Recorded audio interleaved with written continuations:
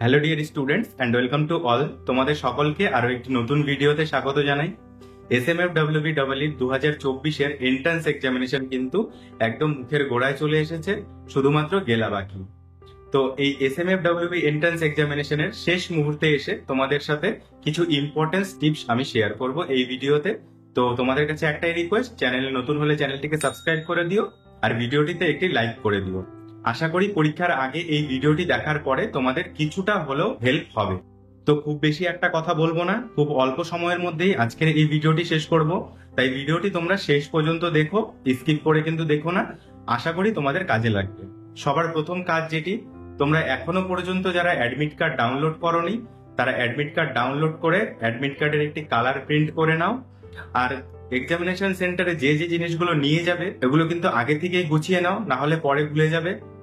তোমরা একটা ব্ল্যাক অথবা ব্লু বল পেন নিয়ে যাবে, কারণ সেখানে কিন্তু কোনো পেন প্রোভাইড করা হবে না, শুধুমাত্র কোশ্চেন পেপার দেওয়া হবে আর তোমাদের ওএমআর শিট দেওয়া হবে। তোমাদের কিন্তু ওএমআর শিট ফিল আপ করতে হবে, অর্থাৎ তোমাদের একটা ওএমআর শিট আমি তোমাদের দিয়ে দেবো ভিডিও ডেসক্রিপশনে, পিডিএফ এর লিঙ্ক দিয়ে দেবো। তোমরা যদি তোমাদের কাছে ওএমআর শিট না থাকে তাহলে একটা কাজ করতে পারো, এই ওএমআর শিটটি ডাউনলোড করে তোমরা একটা দিন যে হাতে সময় রয়েছে এই একদিনের মধ্যে ওএমআর শিটটা প্র্যাকটিস করা শেখো।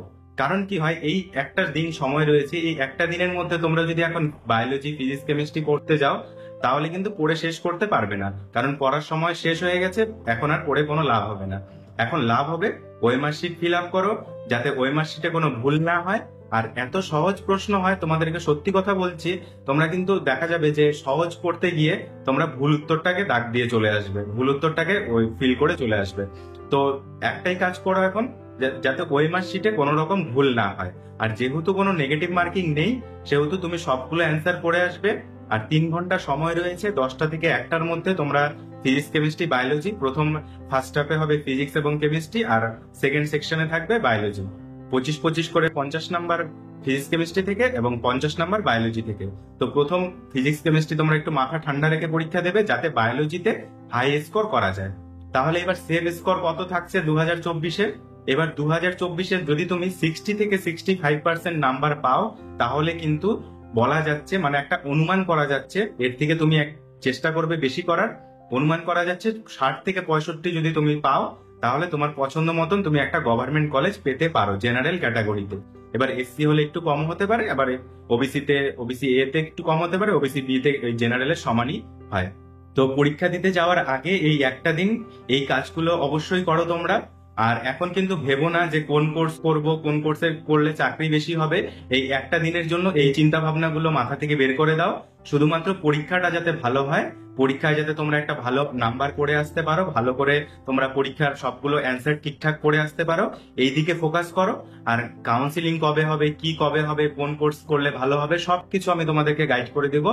আগে পরীক্ষাটা এখন দাও, এটাই তোমাদের কাছে সবার জন্য বেস্ট উইশেস রইল। পরীক্ষা সবার যাতে ভালো হয় আর তোমরা যাতে একটা ভালো গভর্নমেন্ট ইনস্টিটিউশনে, আমাদের ওয়েস্ট বেঙ্গলে যে গভর্নমেন্ট কলেজ রয়েছে 27টা, এই 27টার মধ্যে তোমাদের যেন নাম দেখতে পাই, এটাই আমি আশা রাখবো। তো সবার এক্সাম ভালো কাটুক। তো আমি ঈশ্বরের কাছে এটাই প্রার্থনা করতে চাই যে তোমাদের পরীক্ষা যাতে ভালো হয়, তোমরা যেন তোমাদের পছন্দ মতন কোর্সে ভর্তি হতে পারো। আর অযথা চিন্তা করো না, আমি পরবর্তী ভিডিওতে কোন কোর্স করলে ভালো হবে, কোন কোর্সে বর্তমানে ভবিষ্যৎ ভালো হবে, কোন কোর্সে চাকরি বেশি হচ্ছে, সমস্ত কিছুটাই থাকবে। এগুলো কিন্তু এখন মাথা থেকে বের করে দাও।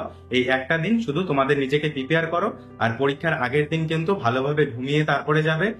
অযথা পরীক্ষার আগের দিন না ঘুমিয়ে পড়ে, বেশি করে পড়ে কিন্তু কোনো কিছু হবে না, তখন কিন্তু অযথা ভুল হবে। তুমি যদি 7 নাম্বার পেতে, সেখানে দেখা গেল তোমার নাম্বারটা 55-তে চলে আসবে। তো তুমি এই 5টা নাম্বারের জন্য কিন্তু অনেকটা র্যাঙ্ক পিছিয়ে যাবে। তো এই র্যাঙ্ক যাতে না পিছয় সেই জন্য তোমরা ওএমআর শিট প্র্যাকটিস করো আর তোমরা ঠান্ডা মস্তিষ্কে এক্সামটি ক্র্যাক করার চেষ্টা করো। তোমাদের যে কোনো ইনফরমেশন এবং গাইড করার জন্য আমি সবসময় পাশে আছি। কোনো অসুবিধা হলে আমাকে জানাতে পারো। দেখা হচ্ছে পরবর্তী ভিডিওতে। ধন্যবাদ।